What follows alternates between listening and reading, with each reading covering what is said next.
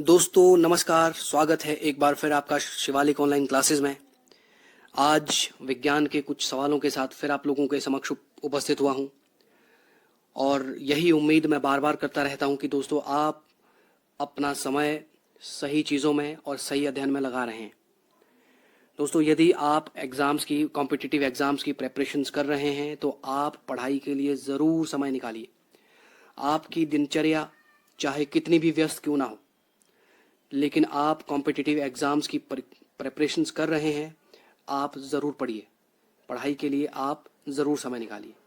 इस बात का आप खास ध्यान रखें, क्योंकि दोस्तों यदि आप ज़िंदगी में कुछ अलग बनना चाहते हो तो आपको कुछ अलग करना पड़ेगा। यूं ही नहीं कि जिस तरीके से आपकी ज़िंदगी रूटीन में चल रही है कि आप कुछ अलग बनोगे। दोस्तों कुछ अलग बनने के लिए हमें कुछ अलग करना पड़ेगा, नहीं तो हमें वही मिलेगा जो हमें आज तक मिलता आया है। तो शुरुआत करते हैं आज की इस वीडियो की दोस्तों। तो इस वीडियो की शुरुआत भी एक विचार के साथ करते हैं कि एक इच्छा से कुछ नहीं बदलता, एक निर्णय से थोड़ा बहुत बदल सकता है, लेकिन एक निश्चय सब कुछ बदल देता है।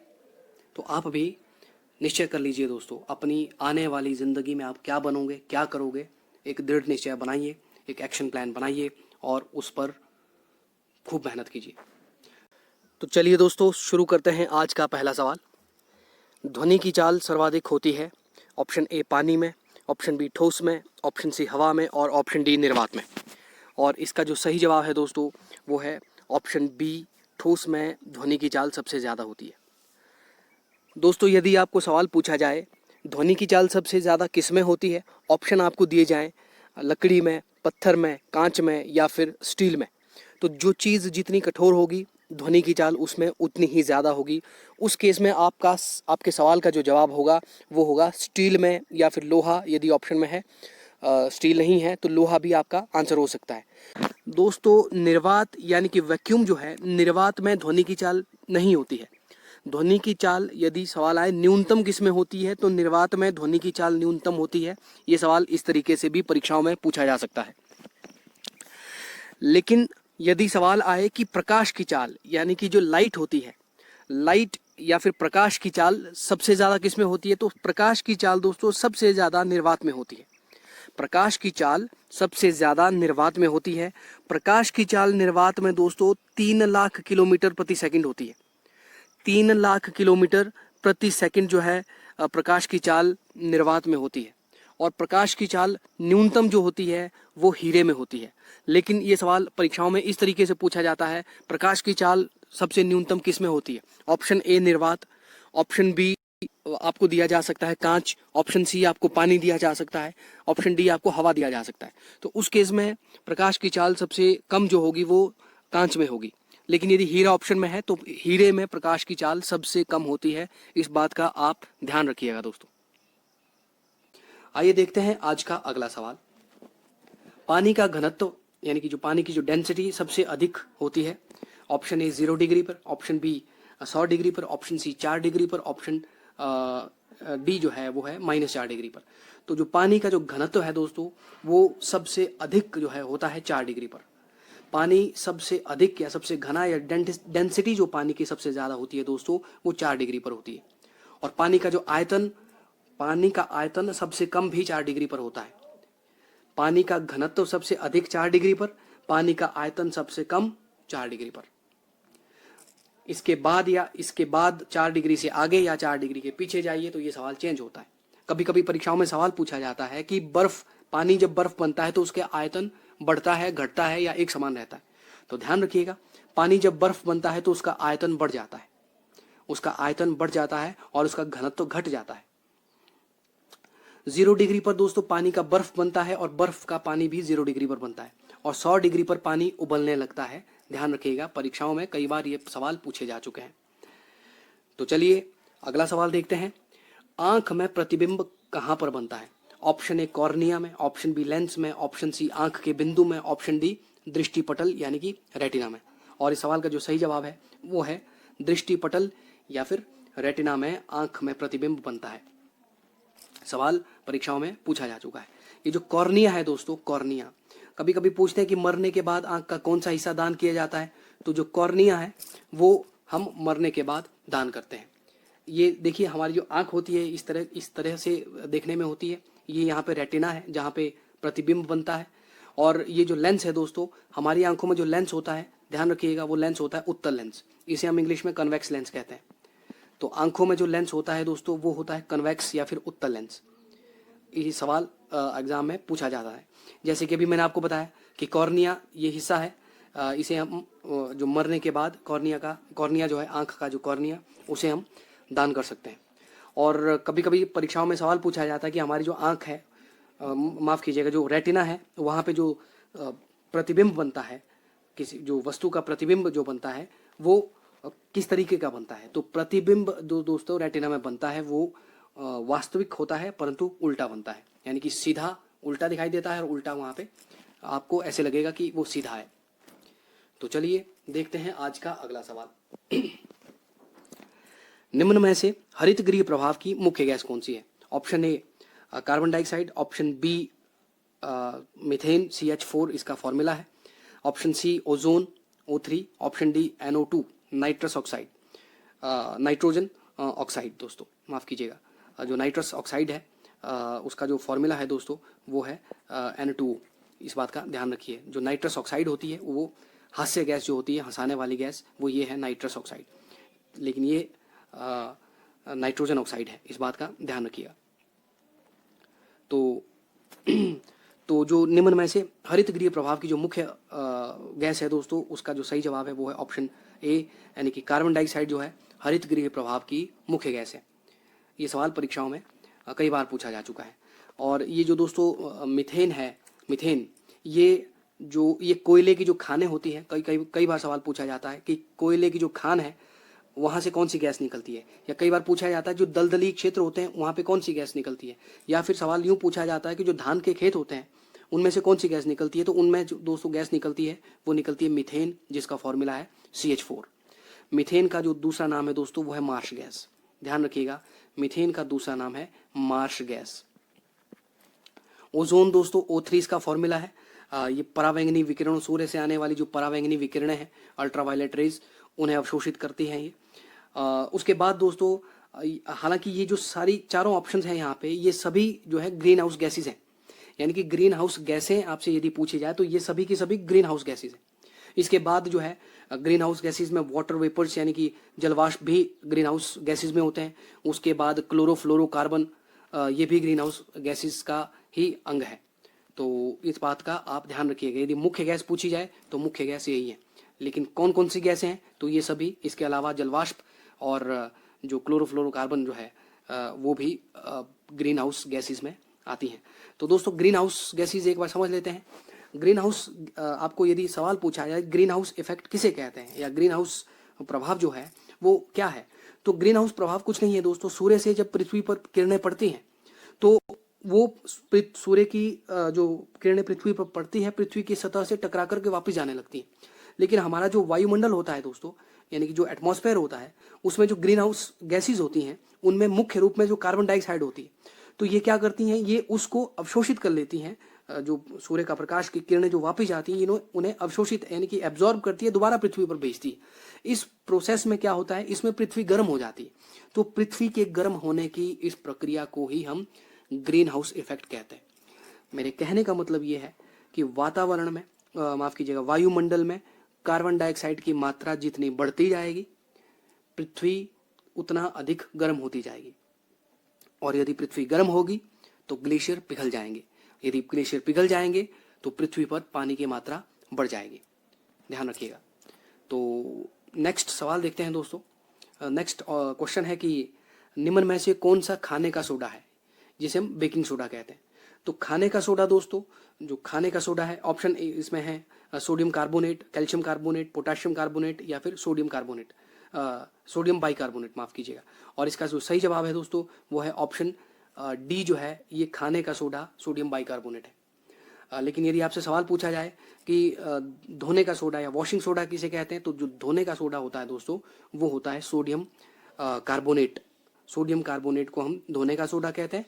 और खाने का जो सोडा होता है दोस्तों उसे हम सोडियम बाइकार्बोनेट कहते हैं। आप यूं भी याद रख सकते हैं, जो जो बेकिंग सोडा होता है बी और बाइकार्बोनेट जो है, इस तरीके से आप लिंक कर सकते हो। तो अगला सवाल देखते हैं। इनके फॉर्मूले भी आपको पूछे जा सकते हैं दोस्तों। हालांकि रसायन विज्ञान में खूब सारे फॉर्मूलेज हैं, तो हम उस पर भी अलग से वीडियोस बनाएंगे। तो देखते हैं दोस्तों आज का अगला सवाल। आग जलाने वाली गैस खालिस्तान है। ऑप्शन ए कार्बन डाइऑक्साइड, ये कार्बन डाइऑक्साइड का फॉर्मूला है। Option B oxygen O2, option C methane CH4, option D carbon monoxide. तो जो आग जलाने वाली जो गैस है दोस्तों, उसका जो सही आंसर है वो है ऑप्शन बी, यानी कि ऑक्सीजन। आमतौर पर ये सवाल यूँ पूछा जाता है कि आग बुझाने वाली गैस कौन सी है। यदि आपको सवाल यूँ पूछा जाए कि आग बुझाने वाली गैस कौन सी है, तब आपका जो जवाब होगा दोस्तों वो होगा कार्बन डाइऑक्साइड। कार्बन डाइऑक्साइड को आग बुझाने वाली गैस कहते हैं। लेकिन यहाँ जैसे हमने आपसे आग जलाने वाली गैस पूछा है, तब इसका जवाब होगा ऑक्सीजन। मीथेन के बारे में हम ऑलरेडी डिस्कस कर चुके हैं इसी वीडियो में। उसके बाद दोस्तों ये कार्बन मोनोऑक्साइड है। जैसे मैंने आज इसी वीडियो में डिस्कस किया कि कोयले की खानों में कौन सी गैस होती है, तो कोयले की खानों में दोस्तों मीथेन गैस होती है। लेकिन यदि आपको सवाल पूछा जाए कि जब कोयला जलता है या कोयला जलने पर कौन सी गैस निकलती है, तो कोयला जलने पर जो गैस निकलती है दोस्तों, उस गैस का नाम है कार्बन मोनोऑक्साइड। और जो गाड़ियों का जो धुआं होता है, जो गाड़ियों के धुएं में भी जो गैस होती है या जो गैस निकलती है दोस्तों, उस गैस का नाम भी कार्बन मोनोऑक्साइड ही है। कार्बन मोनोऑक्साइड एक जहरीली गैस है, इस बात का आप ध्यान रखिएगा। इसीलिए जब हम कोयला जलाते हैं तो ऐसे लोग कहते हैं कि कोयला जो है, बंद कमरे में कोयला नहीं जलाना चाहिए, क्योंकि कार्बन मोनोऑक्साइड जो है रिलीज होगी, जो एक जहरीली गैस है और ये हवा से हल्की है। इस बात का भी आप मतलब ऑक्सीजन से हल्की है और हमारे खून के साथ बंधने की या खून के साथ मिलने की क्षमता इसकी बहुत ज़्यादा है। ऑक्सीजन से भी ज़्यादा तेज़ी से ये हमारे खून के साथ मिक्स हो जाती है और जिसके चलते जो है आदमी को चक्कर आ सकता है, उसकी मौत भी हो सकती है। इस बात का आप ध्यान रखिए दोस्तों। देखिए, जिन लोगों को विज्ञान का जो ये विषय है, जिन लोगों को भी विज्ञान का विषय या जो भी विषय आपको मुश्किल लगता है, तो आपसे विनती करता हूं मैं कि आप एक अपने साथ एक कॉपी और एक पेन ज़रूर रखिए। तो आप इन्हें चीज़ों को नोट करते जाइए, इनके नोट्स बनाते जाइए, उन नोट्स को बार बार पढ़ते जाइए, बार बार पढ़िए, या फिर आप वीडियो को भी बार बार देख सकते हैं। लेकिन मैं प्रेफर करूँगा कि आप कॉपी और पेन अपने साथ रखिए, नोट चीज़ों को करते रहिए। तो इन चीज़ों को नोट करते समय वो चीज़ें आपके दिमाग में भी घुस जाएंगी। तो बाकी आपके ऊपर है कि आप किस तरीके से इस चीज़ को आगे फॉलो करते हैं। दोस्तों देखिए, जो कार्बन डाइऑक्साइड है, कार्बन डाइऑक्साइड से कुछ और सवाल पूछे जाते हैं। जैसे मैंने अभी आपको बताया, आग बुझाने वाली गैस या फिर अग्निशमक जो है, कौन सी गैस का इस्तेमाल करते हैं, वो कार्बन डाइऑक्साइड का करते हैं। जो पेय पदार्थ होते हैं, जो सॉफ्ट ड्रिंक्स होते हैं, जैसे कोका कोला है, जैसे पेप्सी है, तो इनमें भी कार्बन डाइऑक्साइड का इस्तेमाल किया जाता है। या फिर कई बार सवाल सीधा पूछा जाता है, जो सोडा होता है, सोडा जो पानी जो पीने का जो सोडा होता है, उसमें कौन सी गैस मिलाई जाती है, तो उसमें कार्बन डाइऑक्साइड मिलाई जाती है। जो हरित गृह प्रभाव यानी कि जो ग्रीन हाउस इफेक्ट है, उसकी जो मुख्य गैस भी कार्बन डाइऑक्साइड ही है, जैसे कि इसी वीडियो में हमने देखा। उसके बाद दोस्तों, प्रकाश संश्लेषण में प्रयोग होने वाली गैस। दोस्तों प्रकाश संश्लेषण, ये जो पेड़ पौधे अपना खाना बनाते हैं, पेड़ पौधों में खाना बनाने की जो प्रक्रिया होती है, खाना बनाने की जो प्रक्रिया होती है, उसे हम कहते हैं प्रकाश संश्लेषण, यानी कि फोटोसिंथेसिस। तो पेड़ पौधे खाना बनाने के लिए जिस गैस का इस्तेमाल करते हैं, वो गैस है दोस्तों कार्बन डाइऑक्साइड। और ध्यान रखिएगा, जब पेड़ पौधे प्रकाश संश्लेषण की प्रक्रिया करते हैं, यानी कि जो फोटोसिंथेसिस करते हैं, तो वो कार्बन डाइऑक्साइड का इस्तेमाल करते हैं, प्रयोग करते हैं। मतलब कार्बन डाइऑक्साइड वो अंदर लेते हैं और ऑक्सीजन बाहर छोड़ते हैं। दिन के समय ये प्रक्रिया होती है। इसी प्रोसेस के यदि ये प्रोसेस नहीं होता, तो हम लोग जो सांस लेने में ऑक्सीजन इस्तेमाल करते हैं, वो ऑक्सीजन हमें नहीं मिलती, क्योंकि प्रकाश संश्लेषण में जिस गैस का प्रयोग किया जाता है, वो गैस है कार्बन डाइऑक्साइड। लेकिन जो गैस बाहर जो छोड़ी जाती है प्रकाश संश्लेषण में, उस गैस का नाम है दोस्तों ऑक्सीजन।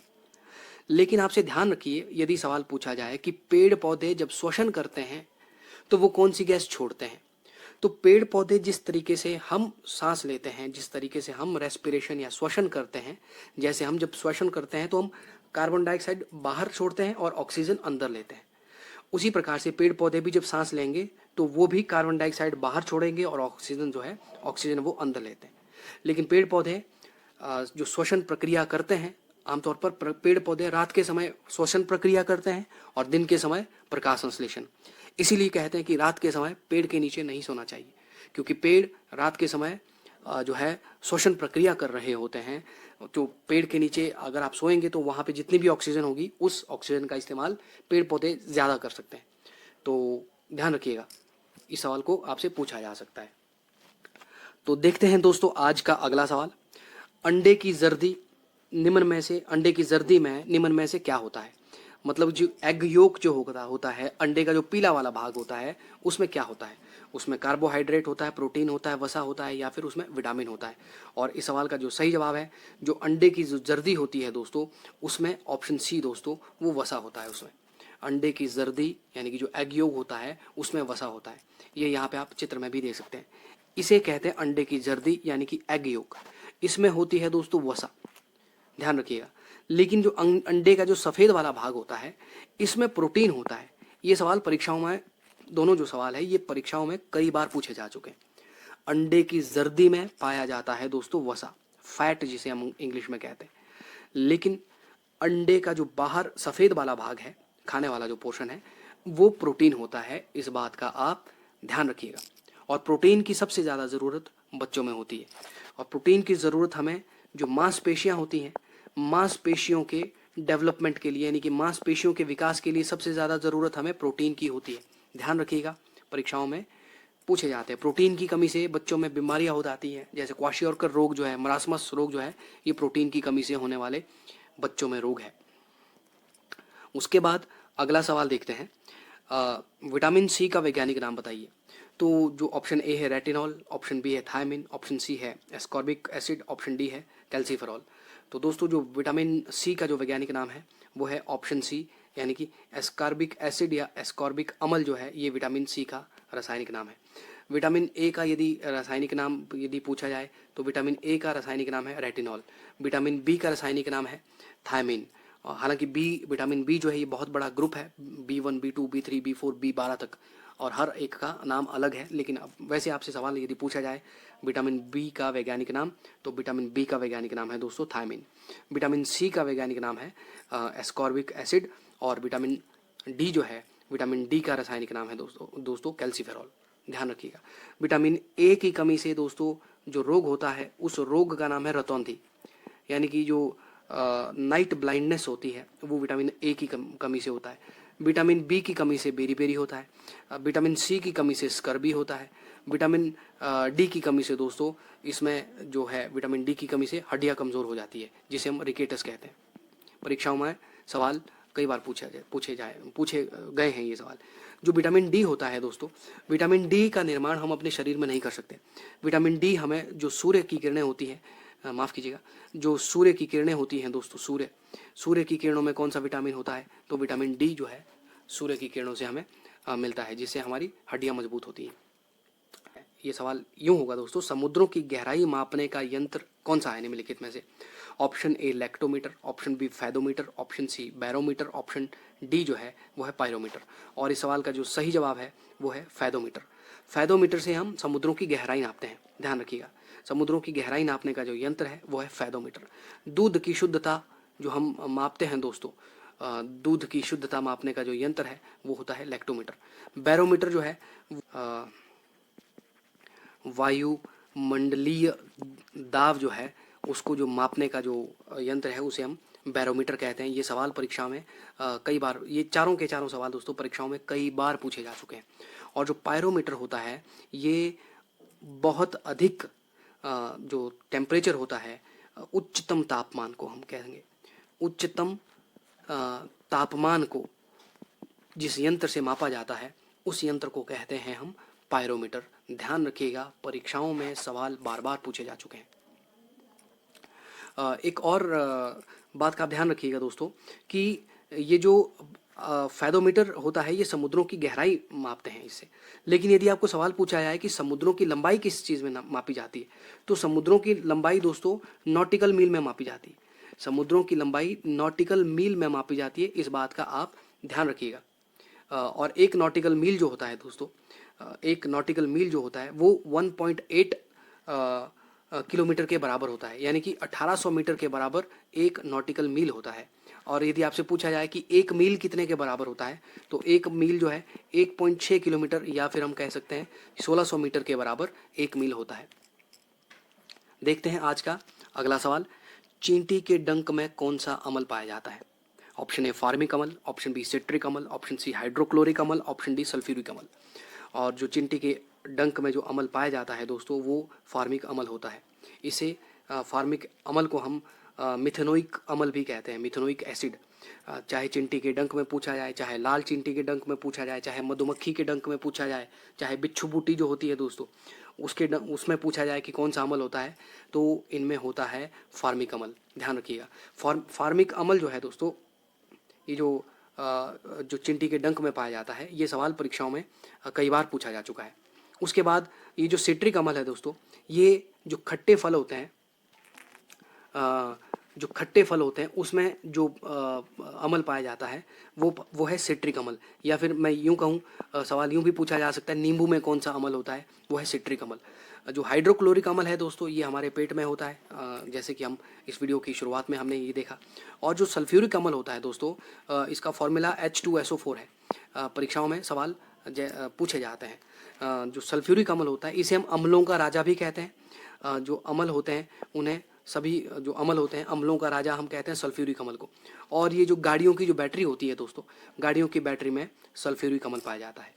तो दोस्तों आज इस वीडियो में इतना ही। एक बार फिर आपसे विनती करता हूँ कि आप अपना समय पढ़ाई में लगाइए, ज़्यादा से ज़्यादा आप पढ़िए यदि आप कॉम्पिटिटिव एग्ज़ाम्स की प्रिपरेशन कर रहे हैं। तो दोस्तों यदि आपको हमारा ये वीडियो पसंद आया हो, आप हमारे इस वीडियो को लाइक करें, इसे शेयर करें, हमारे चैनल को सब्सक्राइब करें दोस्तों, और ज़्यादा से ज़्यादा अपने मित्रों तक इस वीडियो को पहुंचाएं। और यदि आप हमें कोई और सजेशन देना चाहते हैं तो भी आप हमें जो कमेंट बॉक्स में हमें लिख सकते हैं दोस्तों। तो आज के लिए दोस्तों इतना ही, फिर यूं ही आपसे मिलते रहेंगे। तब तक के लिए दोस्तों जय हिंद,